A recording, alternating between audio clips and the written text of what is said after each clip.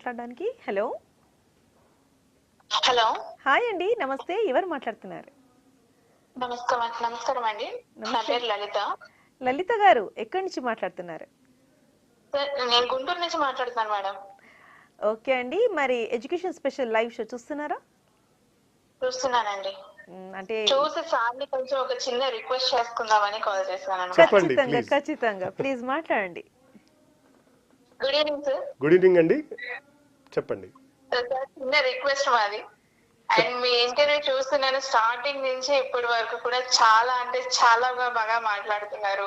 And మీకు ముందు పిల్లల ఎడ్యుకేషన్ ఒక్కటే నాకు ముఖ్యం. స్కూల్ది కాదు, స్కూల్ ప్రమోటింగ్ కాదు, ఇంకా వేరే ఏమీ కాదు. నాకు పిల్లలు అది దాని ఇప్పుడు చాలా స్కూళ్ళ వరకు ఇప్పుడు చాలా తక్కువ ఆలోచిస్తున్నారు అలాగా.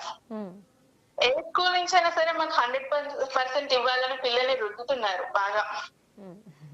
సో అలాంటి స్కూల్ మా గుంటూరులో కూడా పెట్టాలనేది మా చిన్న విన్నపం. మీరు sure, thanks for the comment and suggestion. కాకపోతే ఇందాక చెప్పినట్టు ఇలాంటి విద్యా సంస్థని స్థాపించాలంటే చాలా గ్రౌండ్ వర్క్, చాలా రిసోర్సెస్ చాలా అవసరం అవుతాయి.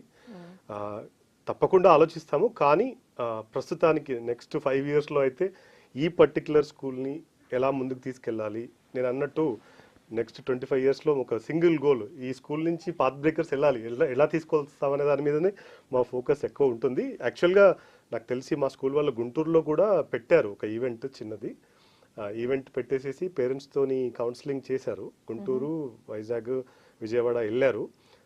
ఎవ్రీ ఇయర్ వాళ్ళు అక్కడ వచ్చి పేరెంట్స్ని కలిసి మా స్కూల్ గురించి ఎక్స్ప్లెయిన్ చేయడం అని చేస్తారు. అక్కడ స్కూల్ స్థాపించడం అంటే అది ఆలోచిస్తాం, కానీ అది చాలా ప్లానింగ్, చాలా రీసెర్చ్, చాలా రిసోర్సెస్తో కూడుకున్న పని. బట్ డెఫినెట్లీ మా మైండ్లో పెట్టుకుంటాము. బట్ మీ గుంటూరుకు వచ్చినప్పుడు మా స్కూల్ వాళ్ళు ఖచ్చితంగా వస్తారు. ఇంతకుముందు కూడా వెళ్ళారు ఒక 1 month. కలవండి.